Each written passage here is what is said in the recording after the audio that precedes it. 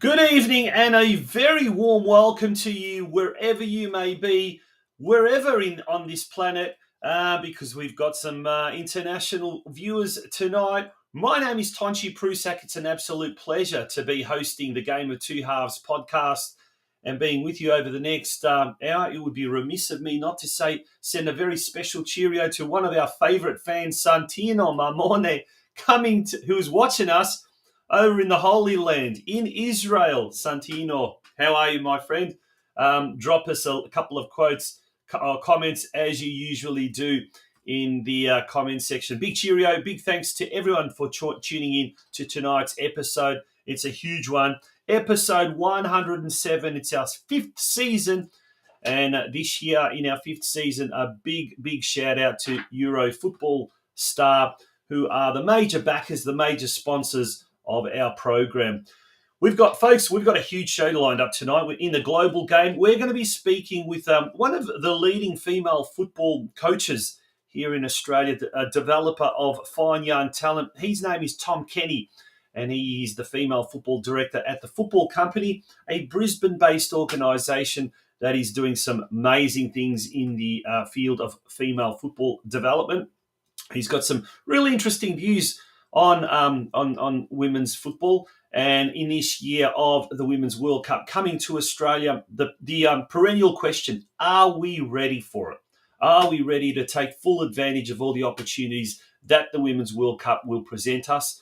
Every time I speak to people and they answer that question, the general consensus is no, we're not ready to take full advantage. And how can we here in Geelong on a local level do the most to take that advantage? We'll find out tonight by speaking to Tom Kenny, amongst other people. We'll also be joined in the local game segment, the president of the Geelong Galaxy United Football Club, the women's or the female-only football club, MARINA KRASIC, who this week, or actually over the weekend, was named Football Victoria's Female Football Week Volunteer of the Year, receiving that. That's a huge accolade, folks. That is a massive accolade.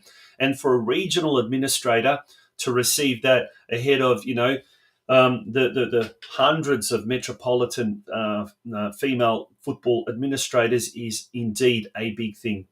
Last week was Female Football Week, but here at the Game of Two Halves, we celebrate it all year round, and tonight is going to be a real female football flavour. So stay with us, folks. We're going to have our first guest coming up very, very shortly after this break. It's Tom Kenny. He's the female football director of the Football Company based in Brisbane, and he'll be joining us after this very, very short break. The global game proudly brought to you by Euro Football Star.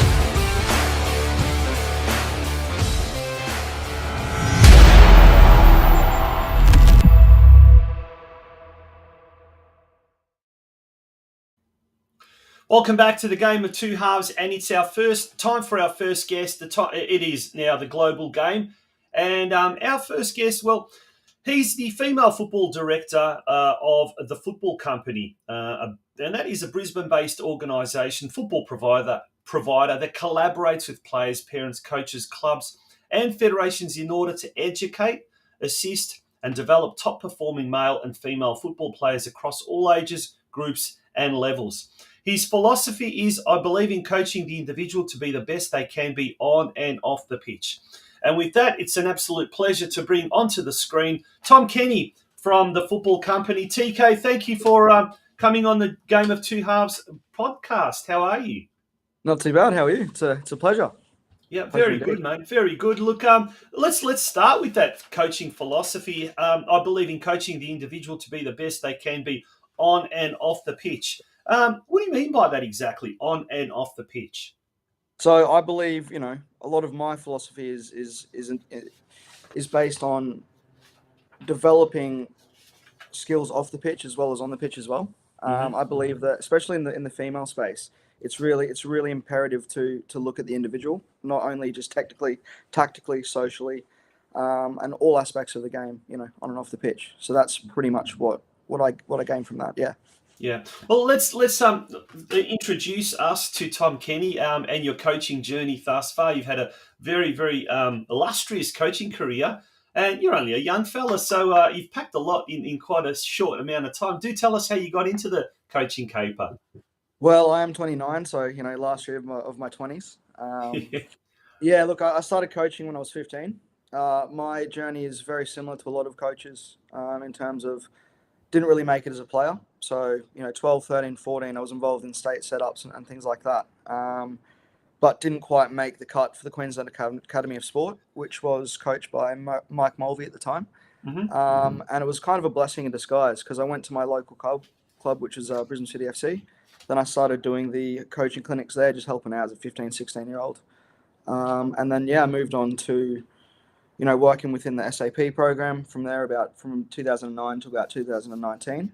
I also worked outside of football in that time as well in childcare and also the Department of Human Services.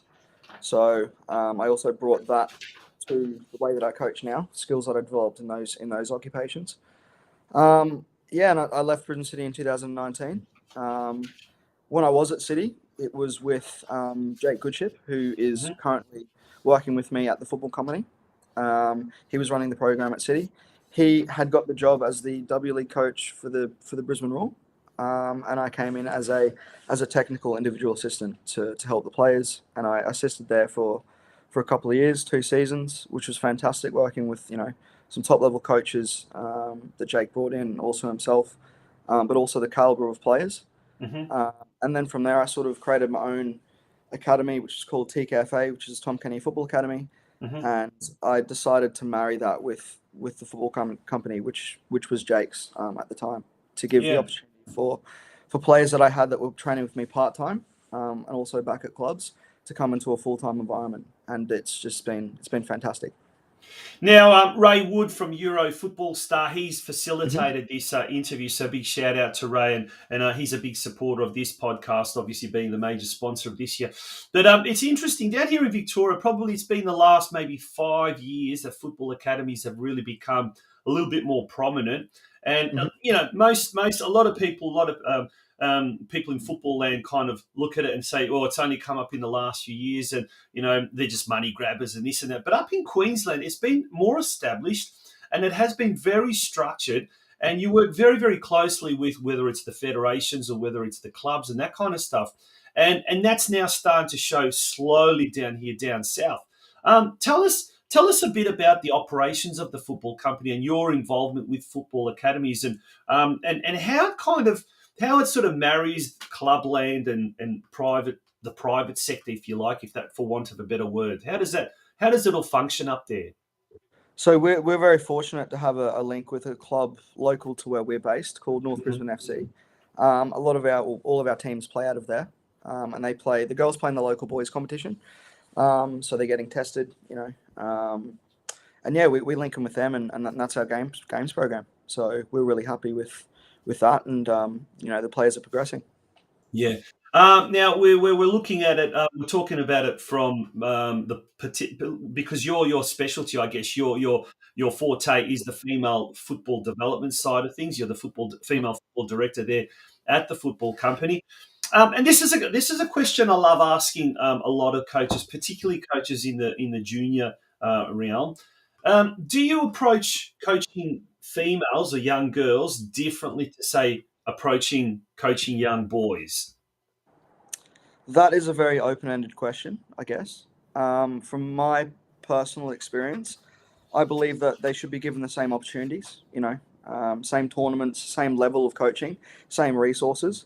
But it's in the terms of the way that you deliver messages, I feel it does need to be slightly different. But that also caters for the individual as well. I feel Hmm. with boys, they tend to react better to firmness, whereas the girls like explanation and they like things to be broken down. So, like I spoke about in my philosophy, that individual technique is based on the female game because I believe that they need to have things broken down and explained to them because Hmm. a lot of them traditionally come into the game a little bit later, 10, 11 years of age, and they miss out on that sort of initial technical base.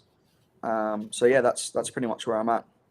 Yeah, that's an interesting. I know from my personal experience in coaching senior women a long, long time ago, and at the time they were very much young teenagers. Really, they do react in different ways. And one of the things I used to find, and it's something that a lot of colleague coaches often admit, is that when you're coaching boys or men in particular, they don't listen. But you give the instructions to the females, and they will like listen to every word. And whether that's sort of like a paternal kind of a thing, they look up to particularly the male coaches, almost like a father figure, and Hmm. and they're wanting to impress the coach a lot more than what the boys or the men would want to do.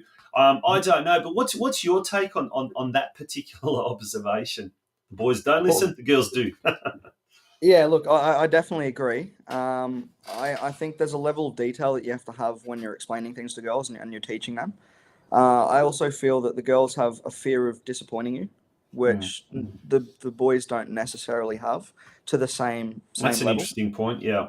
Yeah, it's more like girls, I'm disappointed in the way that you're training today, and that sort of motivates them to train better, and apply themselves better and have a better attitude, and thus they'll get better outcomes.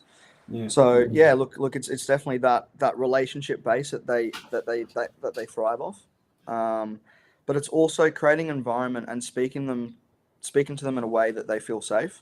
And I feel like my job as a male working in the female game is to show these girls that there are good male role models out there for them. And I love the fact that a lot of the girls, if not all of them, really respect me and look up to me. Yeah. Now, down here in Geelong, in particular, I guess this is not so much a judgment, it's more of an observation, really, than anything else. Yeah. Particularly when it comes to the senior women, Hmm. it's almost, I won't say exclusively, but overwhelmingly dominated by male coaches. So we Hmm. seem to have, I mean, in Geelong, like everywhere else, I think we have the issue of not enough coaches and not enough quality coaches because it's just growing at such an astounding rate. But in the female game, we seem to have still the prevalence of a lot of male coaches. Does that come back to that sort of that paternalism that I sort of spoke about before, or is it we're just struggling to get women to coach? And if that is the case, what's the reason behind that, in your opinion? I think that's probably a cultural thing. So, I think there are a lot of good young female coaches that are coming up, but they are young, and I feel that a lot of the young female coaches are thrown into environments that maybe they're not ready yet because they haven't really had that experience or been mentored for long enough or in the right way with the right person. So I definitely think that stigma is changing. But I'm a firm believer on right person for the job really, and I think a lot of Hmm. a lot of senior female players that I have spoken to don't really mind what gender you are, as long as you treat them the same way as you might with the men's team, and you give them respect. I Yeah. think that's the main thing, and I think that's what they thrive off, and also like the relationships, like I said before. If you can build good, reputable relationships, then you'll be successful. Interesting. We're speaking with Tom Kenny. He is the female football director at the Brisbane-based football company, all part of the global game segment here of the Game of Two Halves podcast. Mate, are we heading in the right direction in this country as far as female football development is concerned? Yes and no. I think we have come a long way in terms of where we are, but I also feel that there's still a long way to go. We are seeing a lot more technical programs for kids that, or female players that are, of that 6 or 7 years of age, where we'll start to see them sort of, pushing through, and the quality will start to, get a lot better. I think we are, but there's also a long way to go, just in a nutshell. Yeah, no, it's and that brings me to the next question. I guess the Women's World Cup. It's going to hit our shores in a couple of months. I don't think we, as a football community in Australia, in fact, I think Australia, we just cannot fathom how big this is going to be. This is going to be massive. And look, ticket sales are going extraordinarily well. Publicity hasn't been very good down here in Victoria. I'm not sure what it's like up in Queensland, but ticket sales nonetheless are going really, really well. So whether that's fueled by the overseas interest, I don't know. But are we, as a football nation, are we ready for the World Cup and just extracting the most out of the opportunities that are going to present itself? Well, I mean, I hope so. I think we need to be. I think there's a lot of backing behind the Matildas, so I think that will get us through in terms of, like you said, ticket sales and things like that.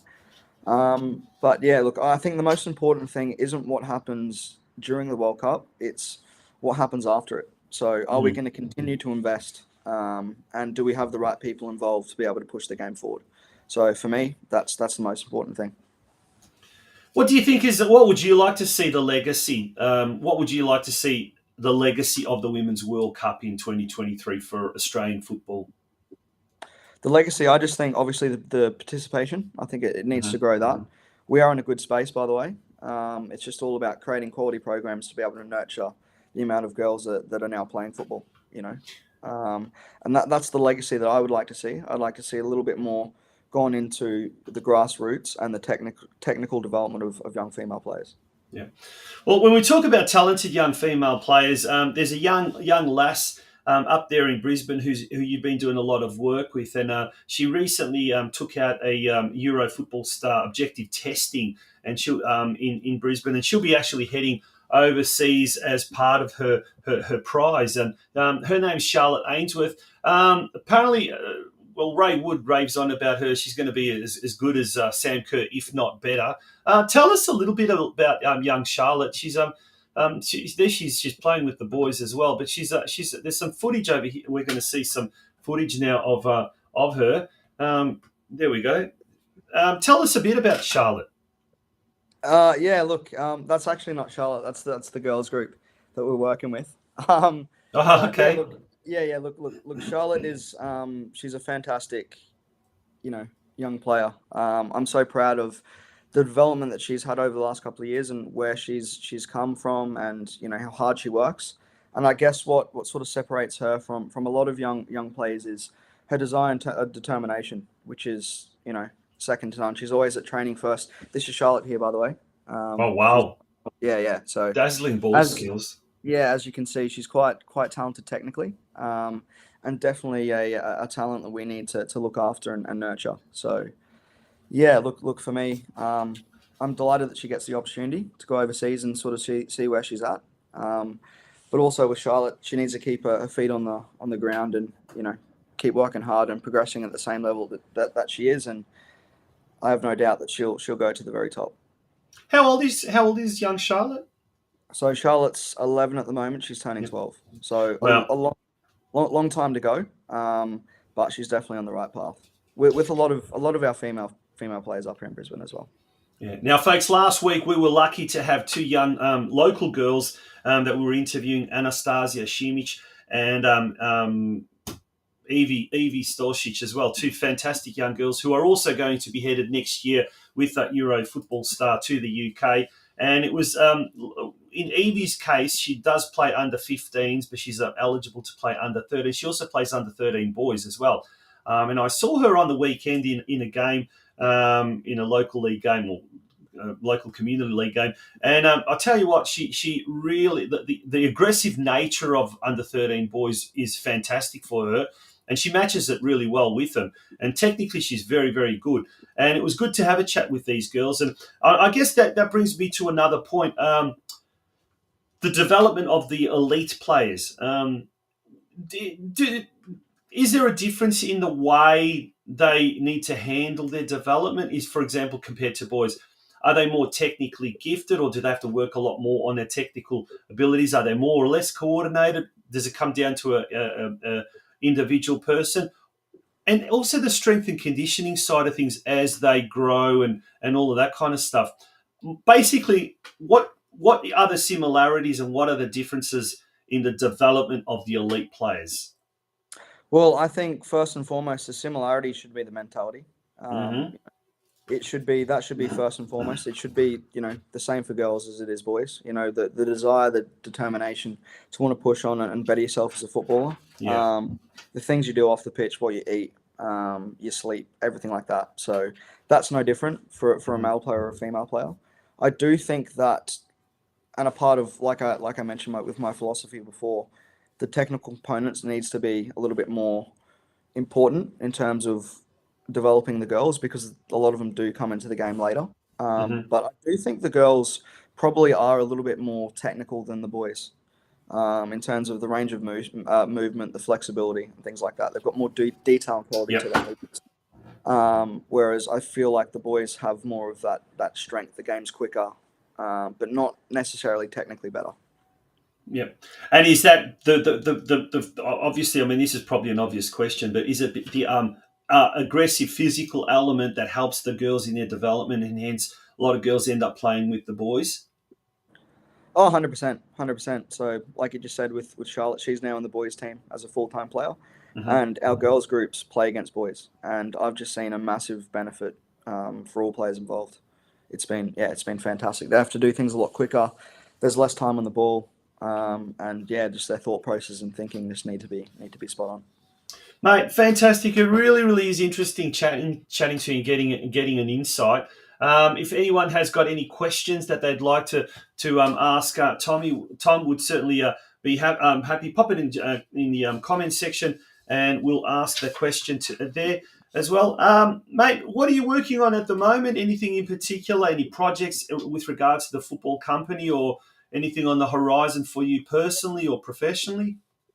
Yeah, look, we're always looking to expand and make the business, a lot better and give more opportunities to our players. So I think we're just in the planning process for 2024, and we'll go through and see what that looks like and how we can create, different pathways and avenues for players to develop. Always on the grind, which you have to be in football. Yeah, it never sleeps, even in the off season. What is an off season? They say that.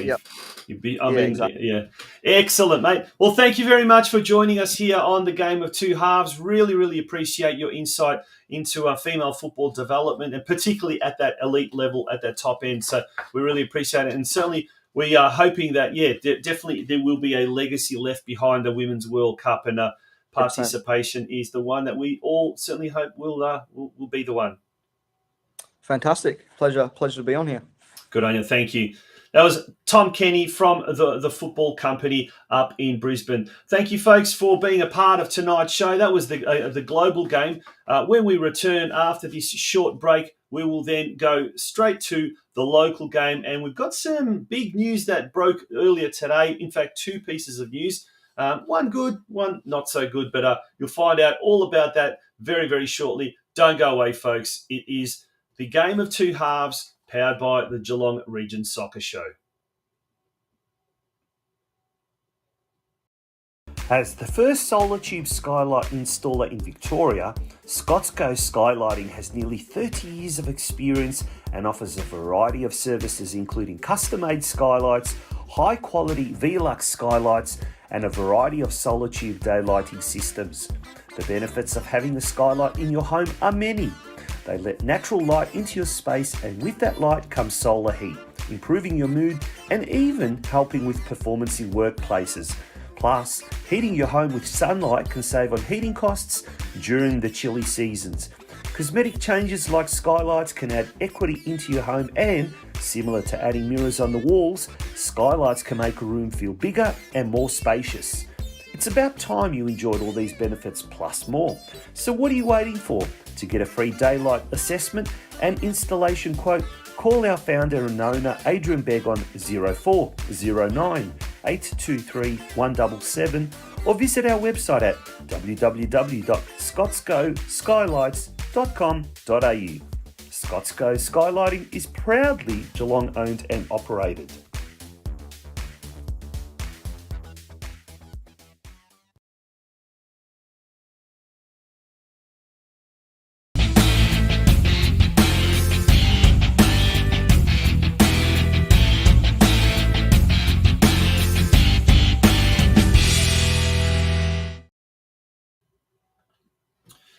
Welcome back to the Game of Two Halves podcast powered by the Geelong Region Soccer Show. It is indeed episode 107. Now, I did mention earlier today that there's been, two announcements that were made today. Let's go to the good news first. And it was announced today that the Transport Accident Commission, the TAC, have come on board as one of the major sponsors or the major sponsor of a number of the country championship representative teams. They will be sponsoring the under-11 boys South team, the under-13 boys, the under-14 boys, and the under-18 boys. They will be joining Geelong Port, who are the major sponsor of all of the female teams participating in the Victorian Country Championships. That's all the Geelong country representative teams.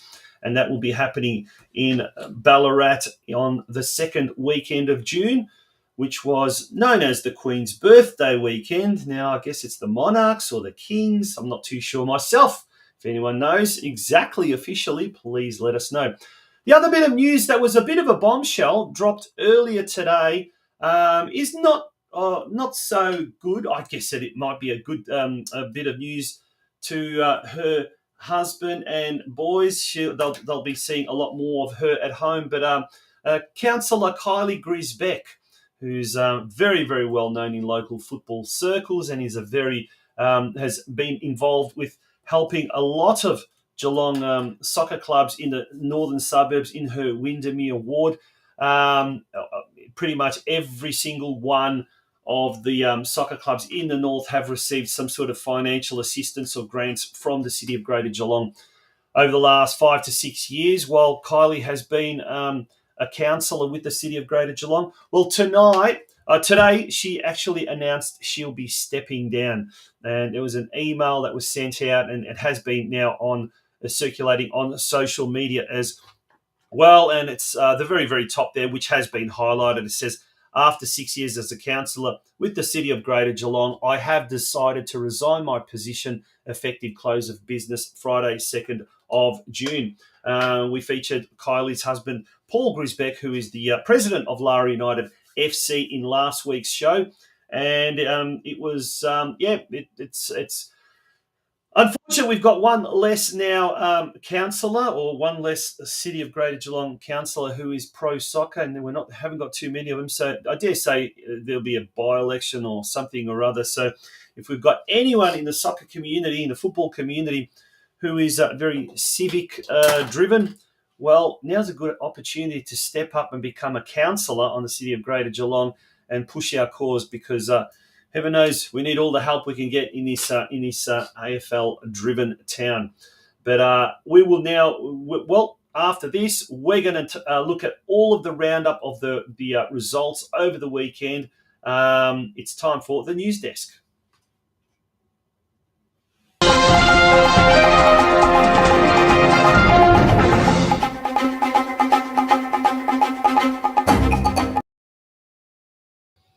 Well, let's start right at the top, the highest ranked competition. And unfortunately, North Geelong just seems to be struggling more and more after last Tuesday being bombed out of the Australia Cup at the hands of a fellow NPL struggler St Albans, 2-0 at Alco Park. On the weekend, they travelled to JL Murphy Reserve, on Saturday night and actually got thumped by Port Melbourne Sharks 4-0. Look, it was a younger side, and Coach Tom Governor is giving a lot of the younger players an opportunity to play state senior level football, and that's probably one of the good things that's come out of the season so far for North Geelong. On Saturday, they meet Altona. Really had a topsy-turvy season here, so if there is a chance for them to get a result, it's certainly this game against Altona Magic. That one is going to kick off at 3 p.m. NPL 3 Victoria, well, Geelong, well, they've done the opposite as far as the Australia Cup is concerned. They've managed to get through to round 7. However, they've got a huge task. They come up against the Oakley Cannons, That's on Tuesday, the 13th of June at Jack Edwards Reserve. Look, one result, they are one win away from being on the national stage. And how good would it be if the Lions were to cause a major upset? But remembering the Oakley Cannons made it all the way to the semi-finals of the Australia Cup last year. So it'll be a tough game, that one, that's for sure. On the weekend, they couldn't keep up their run of good form, and they went down to Bo Morris 2-1. Joyce Pateri scoring in the 7th minute. This weekend coming, Doveton taking on Geelong in, it's a must-win game for the locals, but they really do need to start winning some games and escaping that dreaded relegation zone. On to State League 1. Corio, big winners over Keilor Park, bottom side Keilor Park. 4-1 win over there. Festim Almazi getting amongst the goals. He scored a double. This weekend, Corio travels to Gilwell Park, where they'll take on Whittlesea United. And Whittlesea United jumped several spots in a division that is very, very, very keenly contested in the middle of the field. Okay, on to State 2, Geelong Rangers. Well, this was a very eventful game. 2-2 result against Hoppers Crossing. Jordan Savinsky and Joseph Garcia amongst the goals, but the Rangers were reduced to 9 men during the course of this game, or by the end of this game. Ryan Calder received a straight-out red card, and there is talk that he may well receive a 3-match suspension by Football Victoria's disciplinary committee. Tyler Collins received 2 yellow cards, so he too will miss the next game, which is not what you want to see, but unfortunately that is the case. Now, State League 4, this is an interesting division. Bell Park lost to Truganina Hornets 5-0. Barwon defeated Moonee Ponds United 4-3 in an absolute goal fest at the Grovedale Reserve. 2 goals were scored by Milton Bailey. Now, Milton Bailey, the young striker, has now scored 50 State League goals in just 42 games. To make it even more incredible, he scored 7 goals in just the last 3 games, bringing his season's tally so far to 10. But he's not the leading goal scorer in State League 4. That honour currently sits with another Geelong footballer, John Pikett, who scored 15 goals this season for Surf Coast. Surf Coast defeated Spring Hills 4-0.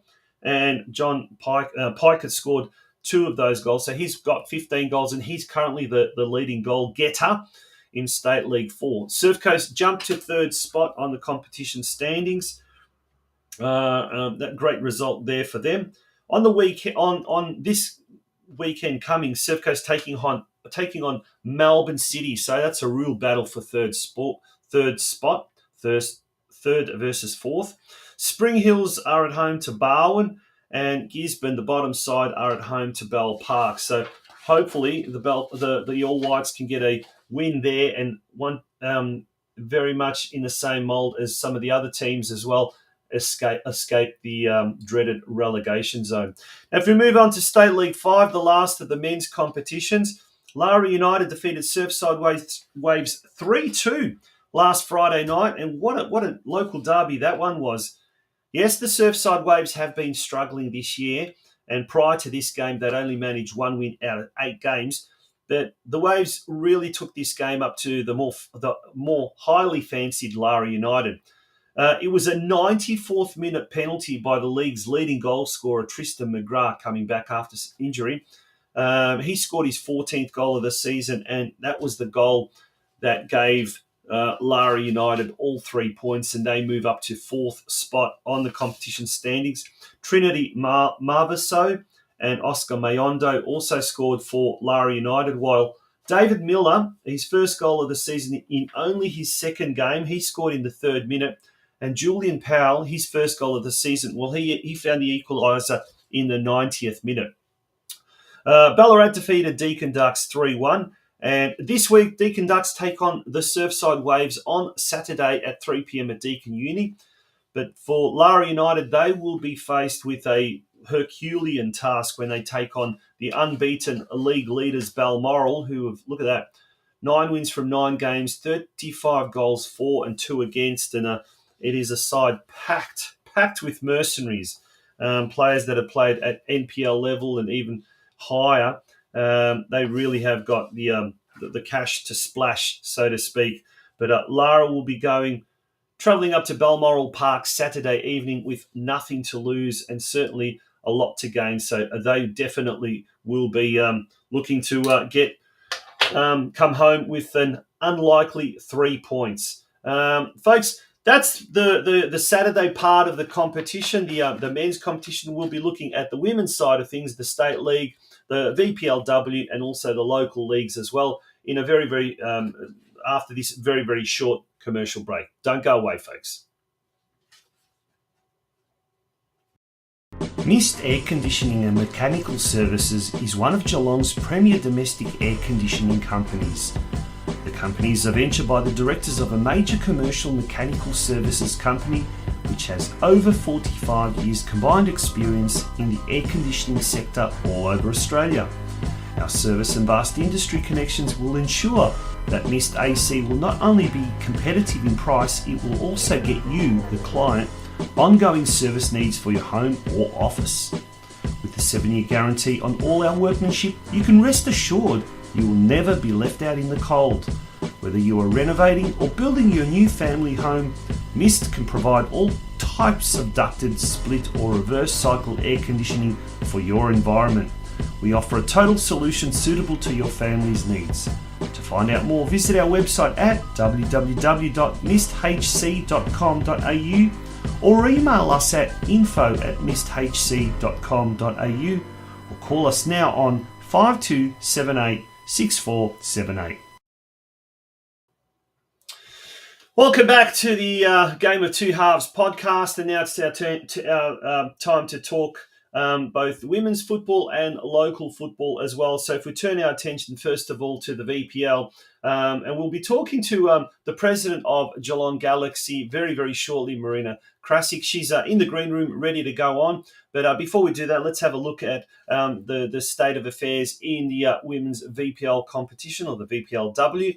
Geelong Galaxy had a bye in round 10. They'll be in action this week when they host Eltham Redbacks at Hume Reserve on Sunday. But at the almost at the halfway mark of the season, Galaxy find themselves in a mid-table position. They've done very well in the last few games. They really are starting to get on top. So a win against the Eltham Redbacks would be the perfect tonic to bring the halfway mark of the season to a close. If we move along now to the Women's State League 1 competition, a real mixed bag of results in this particular round for the Geelong teams. Firstly, Lara United, they got hammered by Keilor Park 10-1. So there's a real big class difference between those two top teams, it seems, and the rest of the competition. But yeah, we don't know what happened there. Probably an off day at the office, but yeah, Keilor Park outclassed and outgunned our Lara United. North Geelong, they defeated Clifton Hill 2-1, so they've jumped back now into third spot with 4 wins and 2 draws from their 6 games so far. And Craigieburn City took on Geelong Rangers, and there was an unfortunate incident in this particular game where an ambulance had to be called, and a Craigieburn City player actually suffered a head injury, and after the ambulance had departed, the referee decided to call the game off. So no doubt that game will be replayed during one of the catch-up games. Round 7 action this weekend sees Lara United taking on the undisputed champions. Well, they're not the champions at the moment. They certainly are the heavyweights of the Women's State League 1 competition, Bundoora United. 6 games, 6 wins. They've scored an amazing 22 goals for and only conceded 3 against. But Lara United, they'll be Ryan Horrocks will certainly be getting his charges pumped and in readiness for this clash. And that game is going to be held on Sunday at the Lara Recreation Reserve at 2 p.m. But all eyes will be at nearby Alco Park when North Geelong takes on Geelong Rangers in the second local derby of the Women's State League 1 competition this year. So looking forward to that. That should be a cracker of a game. Turning our attention now to the local league, the local women's league competition.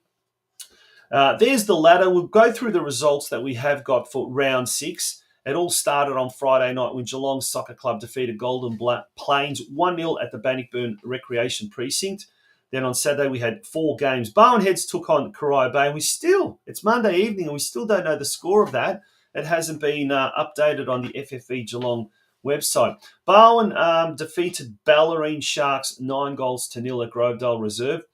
Drysdale Soccer Club defeated Surf Coast at Banyawari Reserve 3-0 to maintain their spot at the top of the competition standings. And what a start to the season it has been for the Drysdale Soccer Club.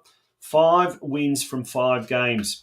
Lara United defeated FC Leopold 6-2 at Lara Recreation Reserve, and they've really solidified their spot in the top 4. So after 5 rounds, the state of affairs is that Drysdale are on top, followed by Bell Park, Lara United, and Deakin Ducks Black making up the top 4. Surfside Waves are not far behind. And then we've got 3 teams there on 9 points, 3 wins, I should say. Barwon, Armstrong United, and Geelong. And then further down, we've got Surf Coast, Corio Bay, Deakin Ducks Gold, Golden Plains, FC Leopold, Barwon Heads, and the Ballerine Sharks. If we look ahead to this weekend's games, Friday night sees Corio Bay hosting Barwon at Evans Reserve.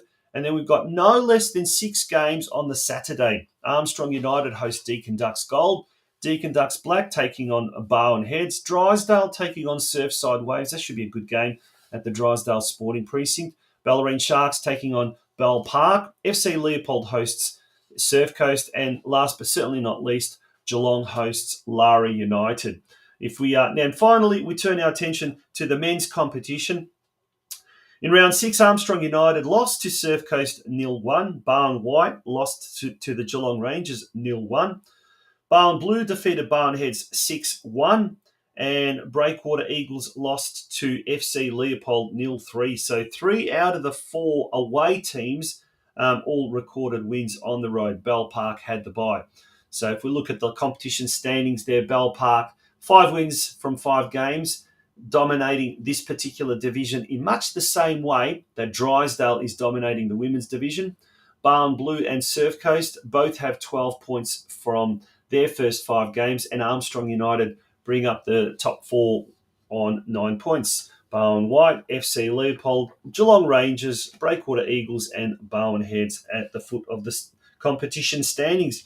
In round 7, all the games will be played on Sunday. Barwon Heads taking on Breakwater Eagles.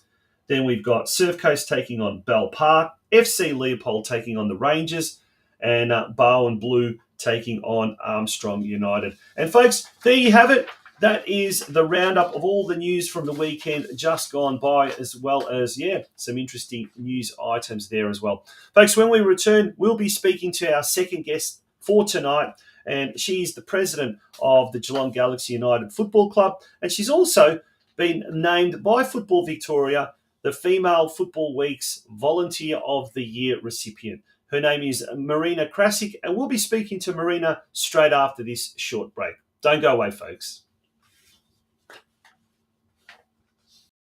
As the first solar tube skylight installer in Victoria, Scotsco Skylighting has nearly 30 years of experience and offers a variety of services including custom-made skylights, high-quality Velux skylights, and a variety of solar tube daylighting systems.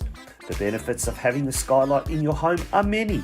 They let natural light into your space, and with that light comes solar heat, improving your mood and even helping with performance in workplaces. Plus, heating your home with sunlight can save on heating costs during the chilly seasons.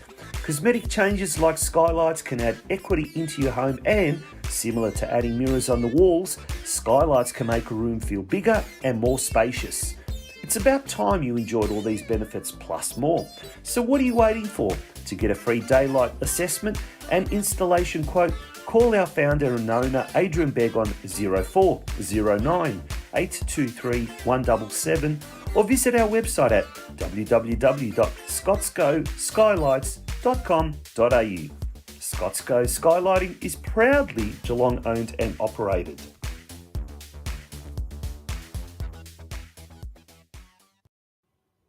Well, folks, welcome back to the Game of Two Halves podcast. It is the local game segment, and in this week's local game segment, it's an absolute pleasure to be speaking to the president of the Geelong Galaxy United Football Club, MARINA KRASIC. MARINA, welcome to the show, and thank you for joining us here on the Game of Two Halves. Hey, John June. Yep, no, pleased to be here. Well, first of all, congratulations on the award, the Female Football Week's Volunteer of the Year award. That was bestowed upon you by Football Victoria, and I mean it's a big deal because you've beaten probably a lot of quality female football administrators from the metropolitan area, and so for someone from regional Victoria to receive that kind of recognition means a lot to the local region, doesn't it? Yeah, look, absolutely. So, to be honest, I got the phone call on the weekend, probably just before it got announced. So I was really, to be honest, quite surprised. I did have someone from the club contact me, give some information and things like that quite a while ago, not knowing that this is what it was for. So that was even a bit more of a, like I said, just a really wonderful surprise. And exactly as you said, the recognition for, regional person to get it, and also even from a small club is really quite good. As well,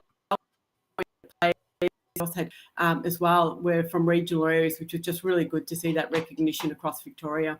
Yeah. Now, you come from a real football dynasty, a real football family, the Krasics. I mean, last week we had your niece, Evie Stosic, on, and what a delight it was speaking to her. But you've grown up with football, in your blood. Your late father was heavily involved and played and refereed, and your sisters, your brother, everyone knows the Krasics. And if it's not the Krasics, it's the in-laws as well.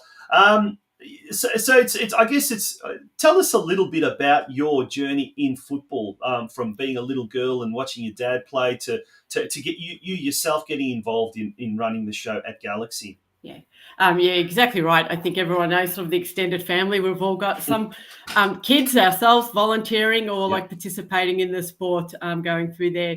But look, without a doubt, I think even just touching on the volunteering pathway itself, there is no question, you get your parents as your role models and stuff.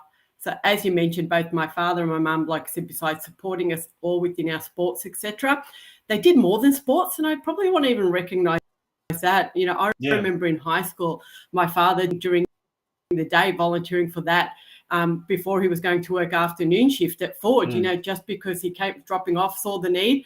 And from there, and, our mum who worked full time at Ford as well, but signing up in advance on the PDO days to be volunteering at the school canteen. So, you grew up with volunteering in sports and outside as well.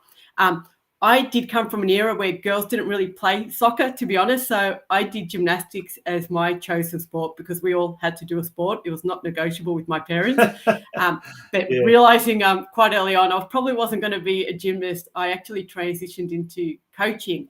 And one of the things there that I know that I have sort of shared this when people have asked me is there was also Terry, who I worked for. And he was a fantastic role model where he was so focused on youth and that there were no barriers to kids participating in sport, especially financially. So I think that's sort of one of the things as well, having those really early role models from both my parents, but others as well over, you're volunteering, anyone can do it, and you all have something to offer. And I think, like I said, in Australia, there's so many volunteering opportunities from the community groups. And we know, sporting clubs could not exist without volunteers. So, picture, which I know I shared with my kids moves, and there you are from coaching to sort of supporting the team there as well. I touch on there, I think you flashed up a picture, I know which I'd shared as well. A bit broader than that as well is some of the things in our work jobs that we do. I'm an engineer by background, and annually for 3 days over the Labor Day long weekend, we volunteered the time there to help judge with kids who are building little robots. So it's something wow, as that well. would have been interesting. Yeah, been doing it every year. COVID took a little bit of a break on it, but again, it's something different that you don't think of from a volunteering perspective as well. But they just look for support and stuff. But for us now, we've gone from our parents to ourselves volunteering with the kids, and very focused on definitely just youth and even females as well. Yeah. Now you touched on a really interesting thing about when you were growing up that a lot of girls then didn't play soccer. Thankfully, things have changed and there's real great opportunities for that. But transitioning from different sports and some of your siblings were involved in tennis and other sports and that sort of stuff as well. So I mean, it kind of doesn't really matter what sport you're involved in, but you often find people transitioning, volunteering. If they're volunteering with one sport, they're volunteering with another. I know personally, my daughter plays basketball, and it's so great to sometimes go there, and you see some of the other soccer parents as well there occasionally, and it's like a breath of fresh air. You get a chance to have a break from the stresses of your preferred sport, but then you get involved in another sport, and but I mean, it's the same kind of environment everywhere you go. There's always just not enough volunteers, What would you say, having done volunteering in so many different elements and not just soccer, other sports or, as you said, at work and that kind of stuff, what are some of the rewards that you personally receive from being involved in volunteering? Yeah, I think without a doubt, I think it's the connections and the relationships, as you call it, that you do build up along the way. But definitely, and we're all very heavily focused, particularly with youth and that. But enjoyment, knowing if they couldn't get an opportunity to go do that. I think that's that part from there. You're right as well. I mean, it's a challenge. It takes time, but you choose to prioritize your time to go and do that. And therefore you get, like I said, that return component from there. Nice sometimes to go out to a lunch or something like that, but you get the same connections and networks by, being there at the sporting club, whether it's at the sidelines, whether it's helping out in the kitchen and that, you're still getting that social interaction. Yeah. And your partner Branko, he was a previous president of Galaxy, and you two are just inseparable. You're always involved in something, but nowadays it's at Galaxy. When the kids see mum and dad both involved and all that kind of stuff, it comes naturally to them as well, isn't it? It's something that then it's passed on without you even thinking about it. All those characteristics and traits of volunteering, isn't it? Yeah, look, absolutely. And look, one of the things that for us, even there at a Hume Reserve in the canteen, so definitely our youngest daughter who has stopped playing soccer, she's known for being there in the kitchen, but we've got some of the other in there. It's good as well. Yeah. When they start off of just, we teach them through the things and that, but it's great that they sit there and they see to do that and they enjoy it as well, which is quite fun sort of stuff. And, they've even been known to get tips. So for those that do come, it's worthwhile. It's amazing how small an amount can have an impact on some of the younger kids. Just, again, recognition to them for what they are doing, okay? And that is them volunteering already as well. Yeah. Recently, obviously, Football Victoria was celebrating Female Football Week, but prior to that, it was Volunteer Week as well. And it was great to see clubs from around the region really publicly acknowledging and showing support for a lot of their volunteers. I mean, there's one particular club actually called someone who's an inseparable part of the canteen, a saint. She's constantly in the canteen, but like what I guess what I wanted to say now is, what does the award actually entail? Do you have to? Is there a ceremony or anything like that, or Football Victoria sends you anything like a certificate or any recognition? Unfortunately, I can't answer that, Tonchi. And when they called on the weekend, they did actually make the statement. The person that did announce it was rather excited, going, "Look, I can't really share too much, Marina, but I want to give you the heads up that he's going out on social media." But I do understand that there will be a presentation to go forward excellent. with that. That's again, great. What a great year as well with the FIFA Women's World Cup. So, Yes. Hopefully, again, some opportunities there. And then there is as well, again, a link up actually with Football Australia, I was told as well. So I think do get nominated forward as the state representative there, which, again, fantastic exposure for us in the greater Geelong region.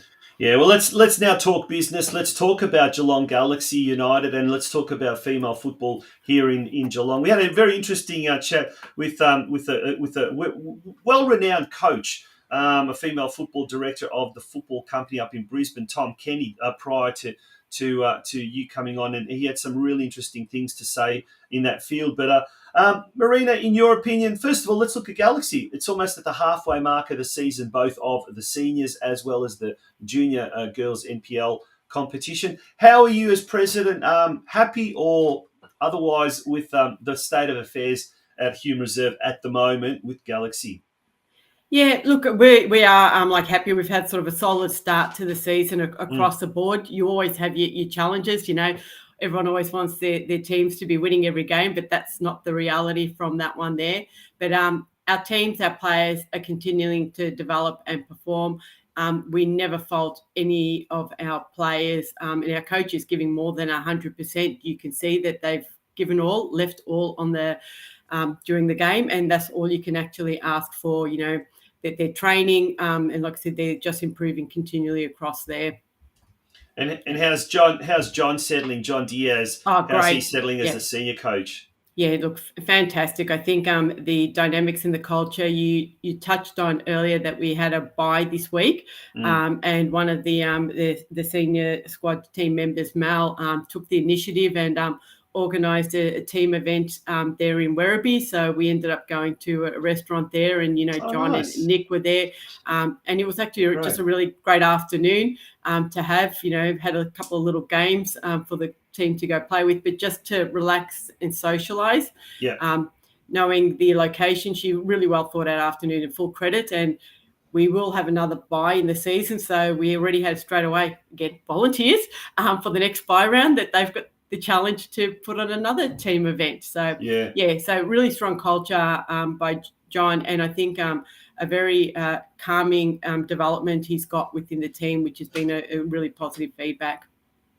Excellent. And let's touch on the girls, the junior girls as well. How are things going there? And tell us all about that side of things as well. Yeah. So I think as most would be aware that within the junior girls NPL program, there's 10 teams in the state. So we are very fortunate from Geelong to be the only regional team playing in that, to be honest, quite a small competition versus the junior boys NPL program, which is larger. But we've only got 3 age groups in the junior girls NPL, under 13s, 15s and 17s. So our under 13s had another win on the weekend, which is great. And we're hoping that they can continue, see them playing finals towards the end of the season. And our 15s and 17s are continuing to develop through. It's a tough competition. In our competition as well, we have the NTC, which is the state representative team. But I think as well, a reflection of the at Galaxy is each year there's been at least one player that's been selected from Galaxy to be part of that NTC. So, and we're performing against those teams sort of quite solidly as well. Yeah. So just looking at the ladders at the moment, the under 13 Galaxy doing pretty good. Fifth. That's as you said, it's a tough. It's division, a tough competition. Yes, very much doing so. Really well. Yeah. What's the long-term kind of view of that is with regard to the juniors? Are you looking at, expanding to other age groups? Are they looking at expanding other age groups, the girls' NPL competition? It actually changed last season before, so within a 2-year period, so only very recently did the Football Victoria NPL rules change for the junior girls, that you could actually have community youth teams and therefore expand out to mini Roos teams. So really last season was the first season we were actually permitted to do that. Unfortunately, one of the challenges that we do have as a club, not unique to us, but we has had an impact on some facilities. So we are still hiring grounds during the week just for training, are working with the council in the city of Greater Geelong. Organising meetings, having discussions with them, but that's probably limiting us, which we do want to go in the future of expanding that out. We do obviously have a great co-tenancy with Karaya there at Hume Reserve. So again, completely independent club, so therefore completely independent programs and that one there. But it is nice that, we do get the opportunity to there. And I'll bring back actually another thing with a bit of the volunteering stuff. Two of our senior squad players actually coach the Miniroo girls teams there at Cryer, which is fantastic. So that starting to give that connection to, some of the community and the Miniroos components. But but we would love to expand out to having community and Miniroos, which I said is only a very recent license change that Football Victoria permitted. But we do need to have the facilities to be able to go do that. So absolutely. And that is a bit of a shock. The news today that Kylie Grisbeck has decided to hand in her resignation as a councillor, because she has been a big strong advocate of football in the northern suburbs, and especially female football. So hopefully whoever her replacement is, they do just as good a job as Kylie has done over the last 6 or 7 years. That's for sure. Marina, thank you so much for joining us on the Game of Two Halves podcast powered by the Geelong Region Soccer Show. We're looking forward to an exciting second half of the season. I mean, it's not there yet. We've still got this weekend to come. And Eltham Redbacks at Hume Reserve this Sunday at 3 p.m. Is that right? That's correct. Yes, yep. So if you're after some top quality women's football, come and see Galaxy in action this Sunday at Hume Reserve. Fantastic facilities there. Yep. It's really become an absolute, the heartbeat of football in the northern suburbs. Hume Reserve always was, but now in particular, it's an absolute delight to watch games from there. So wish you all the best, and thank you for joining us on the show tonight. Thank you, Tonji. Good on you. Thank you very much.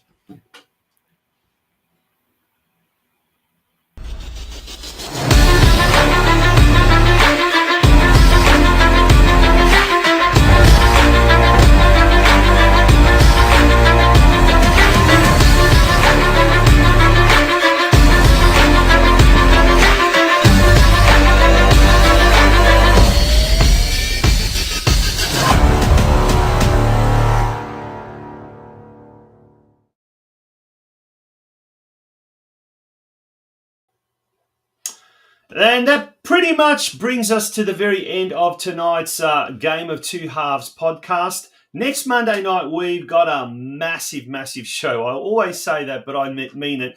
We are going to be in the global game. We are going to be doing a very special European Champions League preview edition of the game, in the global game, as I said. And our very, very special guest, he's got a little bit of a connection with Geelong, not a huge connection, but he's certainly very, very well known in football circles, particularly football media circles here in Australia. And I'm talking about, and quite appropriately, he's one of the country's biggest Manchester City fans. I talk of Simon Hill, the former Fox Sports, and now he's with Paramount Sports. He's a huge advocate of the local game. Simon Hill, he'll be joining us next week here on the Game of Two Halves podcast in the Global Game segment. But that's it for me, folks. Thank you again for being a part of tonight's show. We really, really appreciate your company, and do support the businesses that support our show, and we are the show that supports your sport. So thank you for your support. Good night, and thank you once again. Bye-bye.